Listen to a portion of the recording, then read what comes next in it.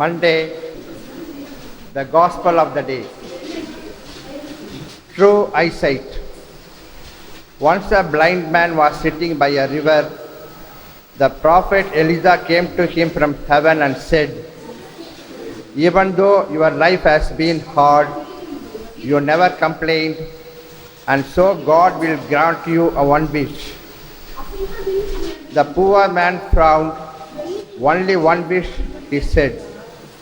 "I am blind, I am poor, and I am childless. How will one wish satisfy all my problems? But give me 24 hours, and I will think up a wish."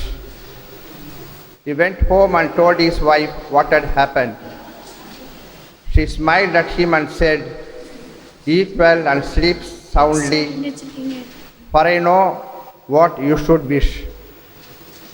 He came back the next morning and said to Elijah, as he appeared again, "I want to see my wife."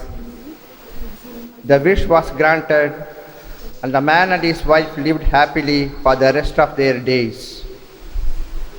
I thank you, Almighty God, for sending me so great a sorrow to purify me from my sins.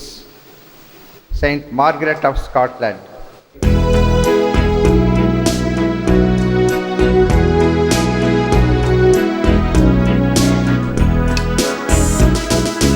மனிதர் செய்யும் கொடுமையினின்று என்னை விடுவியும். உம் நியமங்களை நான் கடைபிடிப்பேன். சதி செய்து ஒடுக்குவோர் என்னை நெருங்கி வருகின்றனர். உம் திருச்சட்டத்துக்கும் அவர்களுக்கும் வெகு தொலைவு. தீயோர்க்கு மீட்பு வெகு தொலைவில் உள்ளது. ஏனெனில் அவர்கள் உம் விதிமுறைகளை தேடுவதில்லை. துரோகம் செய்வோரை அருவருப்புடன் பார்க்கின்றேன். ஏனெனில் அவர்கள் உம் வாக்கை கடைபிடிப்பதில்லை.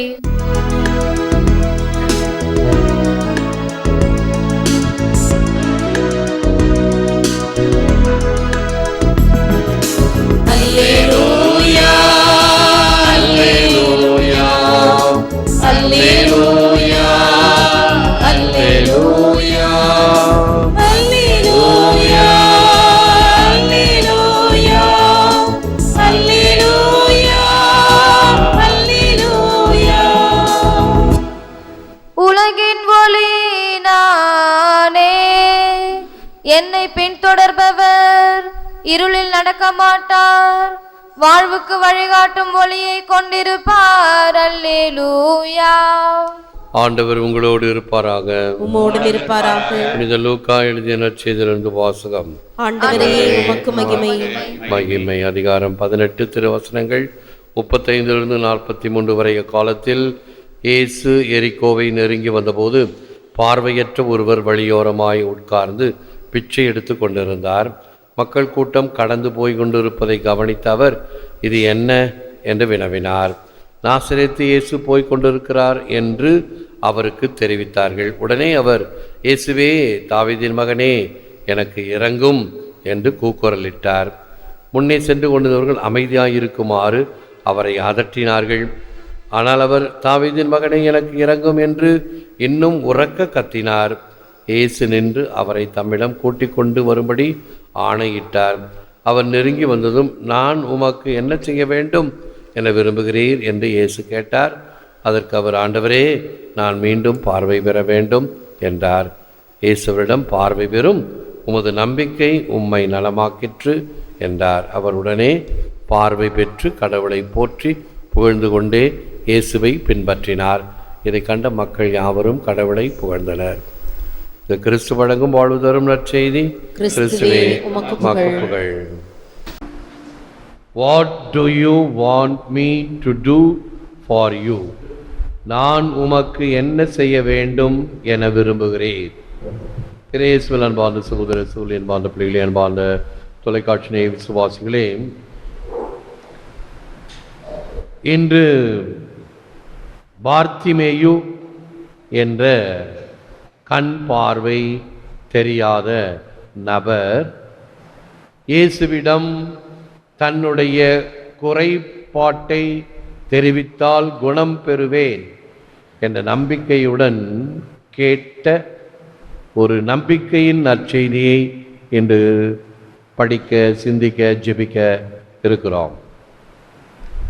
Saint Gregory the Great, doctor of the church, ஒரு சத்திய வேதங்களை எல்லாம் கற்று தேர்ந்து தெளிந்தவர். அவருடைய வார்த்தைகள், let us not ask the Lord for deceptive riches or earthly gifts or passing honors, but for light, the light which we can see with angels alone, light without beginning or end. The way to this light is faith.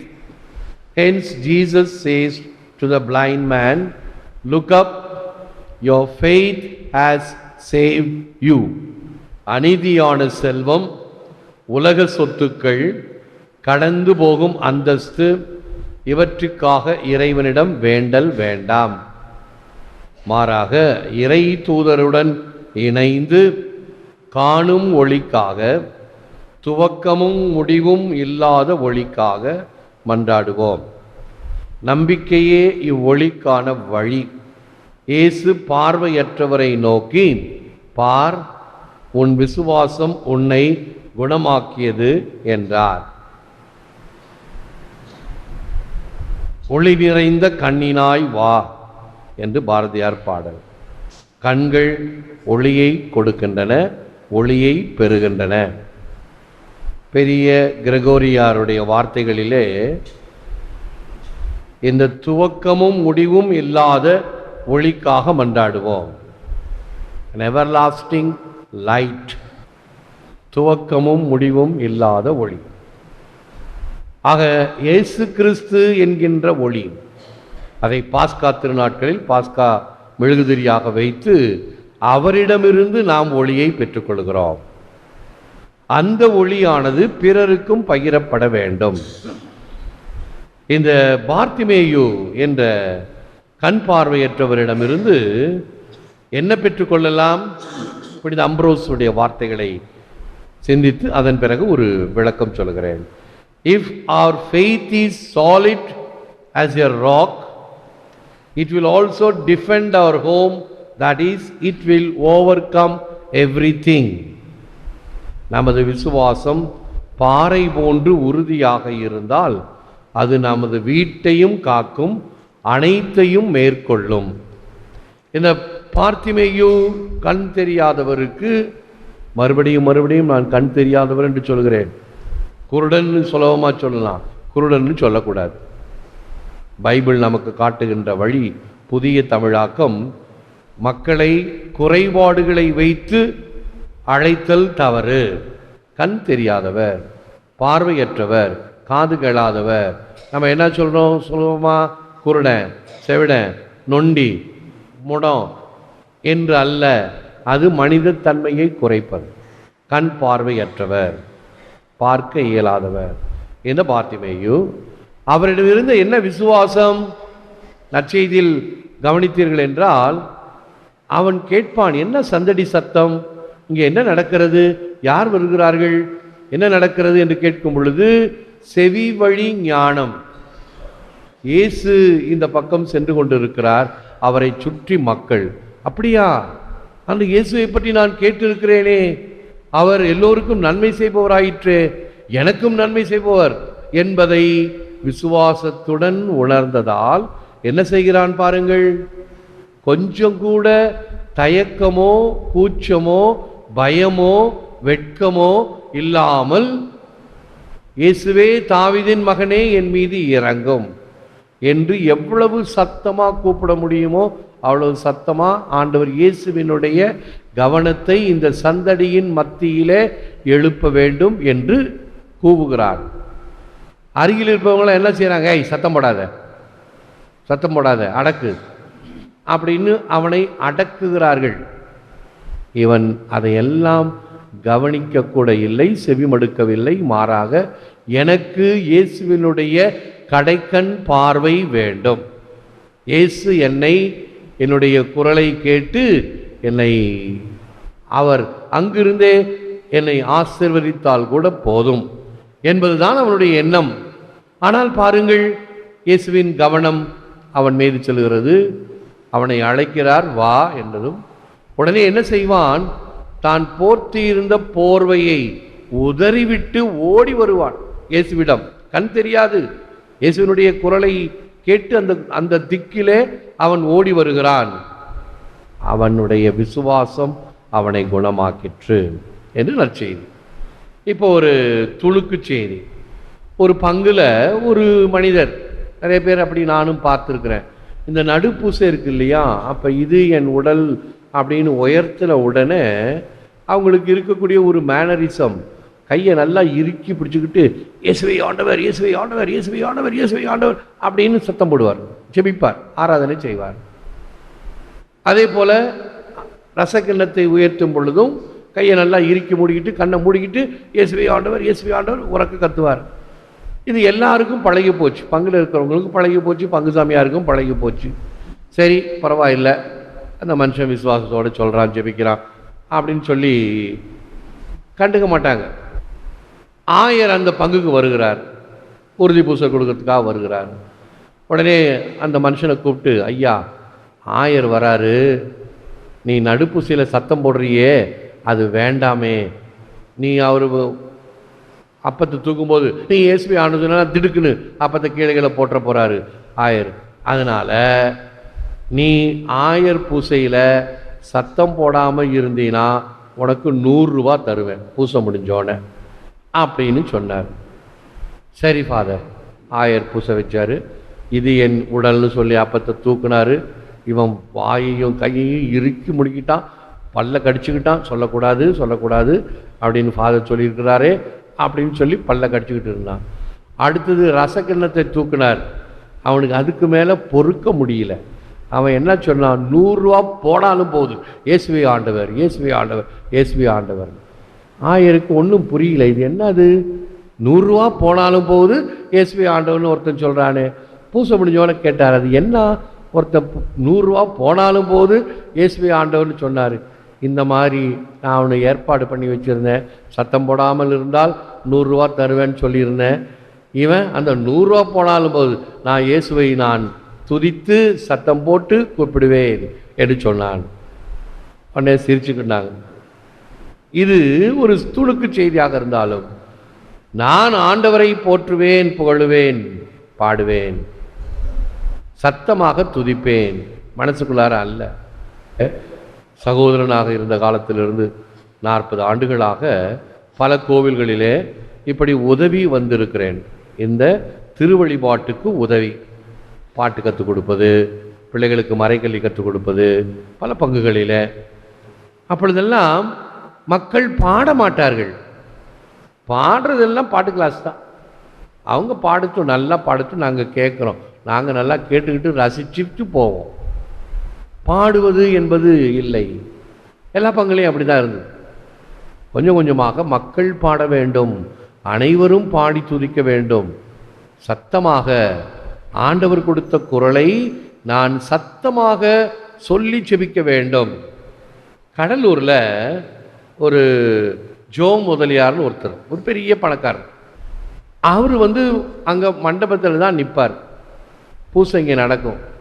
இங்கே father சொல்கிறதுக்கெல்லாம் பதில் அங்கிருந்து loud speaker வச்ச மாதிரி சொல்லுவார். ஆண்டவருங்களோடு இருப்பாராக, அங்கிருந்து வரும் பதில் சத்தமாக வரும். கடவுளை போற்றி புகழ நான் கூச்சப்படவோ வெட்கப்படவோ தேவையில்லை. இறைவன் என் உள்ளத்தில் நிறைந்திருந்தால் அது உள்ளத்தின் ஆழத்திலிருந்து வெளிவரும். நன்றியும் சரி, புகழ்ச்சியும் சரி, பயமும் சரி. ஏதாவது ஒரு பயம்னா என்ன பண்ணுறோம், சத்தம் போட்டு கத்துறோம். ஒரு பற்றிக்கிச்சு, நெருப்பு பற்றிக்கிச்சு, நெருப்பு பற்றி கொண்டு விட்டது, ஆகவே தயவு செய்து வாருங்கள் அப்படின்னு பக்கத்தில் இருக்கிறவங்க யாராவது அமைதியாக கூப்பிடுவோமா? ஐயையோ நெருப்பு பற்றிக்கிச்சு, சீக்கிரம் வாங்க, எல்லாம் உதவி செய்யுங்க சத்தம் போட்டு கூப்பிட மாட்டோம். அதுபோல ஆண்டவரை போற்றி புகழ நாம் தயக்கமோ ஒரு அச்சமோ பட வேண்டிய தேவையில்லை. இறைவன் எனக்கு கொடுத்த குடலை வைத்து நான் பாட வேண்டும், அதுதான் விசுவாசம். திருநாம கீர்த்தனம் பாடாத நாவும் இருந்தென்ன பயனோ நாதா என்று ஒரு பாடலும் பாடுவோம். It is only with a heart that one can see rightly. What is essential is invisible to the eye. இதயத்தால் மட்டும் ஒருவர் சரியாக காண முடியும். இன்றியமையாதது கண்ணுக்கு புலப்படாது. விசுவாசத்தை கண்ணால் பார்க்க முடியாது, ஆனால் உணர முடியும். என்னுடைய விசுவாசத்தை என்னுடைய செய்கையினால் பிறருக்கு உணர்த்த முடியும். நான் எவ்வாறு நடந்து கொள்கிறேன், இந்த ஆலயத்தில் நடுவில் நின்று நான் தலை வணங்கினேன்னா அதுக்கு என்ன அர்த்தம்? இந்த நற்கருணை நாதரை நான் ஆராதிக்கின்றேன் என்று அர்த்தம். அல்லது பயணம் செய்யும் பொழுது, ஒரு கோவிலை கடந்து செல்லும் பொழுது ஒரு சிலுவை அடையாளம் நான் வரைந்தேன் என்றால் அந்த ஆலயத்தில் இருக்கின்ற நற்கருணை நாதருக்கு என்னுடைய ஆராதனை என்று அர்த்தம். உணவருந்த முன் ஒரு சிலுவை அடையாளம் போட்டு நாம் உணவருந்தலாம். எங்கிருந்தாலும் அது ஒரு கிறிஸ்துவருக்கு அழகு, ஒரு வெளிப்பாடு, நம்பிக்கையின் விசுவாசத்தின் வெளிப்பாடு. செய்ய தயங்குகிறோமா? விசுவாசத்தை நாம் எப்படி வெளிக்காட்டுகிறோம்? All grown-ups were once children, but only few of them remember it. நாம் எல்லாம் சிறுவர்களாக இருந்து கடந்து வந்தோம். சிறுவத்திலே நமக்கு கொடுக்கப்பட்ட இந்த பக்தி முயற்சிகளை மறவாது அதனுடைய அடிப்படையின் மீது கட்டப்பட்டதுதான் நம்முடைய வாழ்வு என்பதையும் உணர வேண்டும். Faith is to believe what we do not see, and the reward of this faith is to see what we believe. சென்ற அகஸ்டினுடைய வார்த்தைகள். காணாததை நம்புவதே விசுவாசம். நாம் நம்புவதை காண்பதே விசுவாசத்தின் வெகுமதி. நம்புவது என்பது கடமை, கற்பனை அன்று. நம்புவது என்பது கனவு காண்பது இல்லை. கனவுகளை நனவாக்கிட கை கொடுக்கும் அமுதம். நம்பிக்கையோடு கனவு காண்பவர் பேறு பெற்றோர். நம்பிக்கை நனவாகிட நல்லதொரு விலையும் கொடுக்க துணிபவர் நற்பேறு பெற்றவர்கள். எனவே அருட்தந்தை தாமஸ் கவாண்டபி என்ற அருட்தந்தையினுடைய விருது வாக்கு நம்பிக்கை. ஒரு நங்கூரம் போல ஒரு சிம்பல் இருக்கும். அதில் இயேசு அந்த சிலுவை அடையாளத்தில் அவர் நம்பிக்கையின் சின்னமாக விளங்குகிறார். ஜெபிப்போம், முழந்தாள் இருப்போம். Lord Jesus, you are the strength when we are weak. You are the light when we are in darkness. You are the way when we are lost. ஆண்டவராகிய இயேசுவே, பலவீனத்தில் எம் பலன் நீர், இருளில் எம் வெளிச்சம் நீர், வழி தவறிய எமக்கு பாதை நீர். நீரே எமக்கு ஒளியை கொடுத்திருக்கிறீர். அந்த விசுவாச ஒளியினால் நாங்களும் ஒளி பெற்று பிறருக்கும் ஒளி கொடுக்கக்கூடிய வகையில் எங்கள் சொல், செயல், சிந்தனை அமைவனவாக. ஏற்று வர மருளும் இறைவா, காக்கும் கரங்களினால். ஆமென், ஆமென்.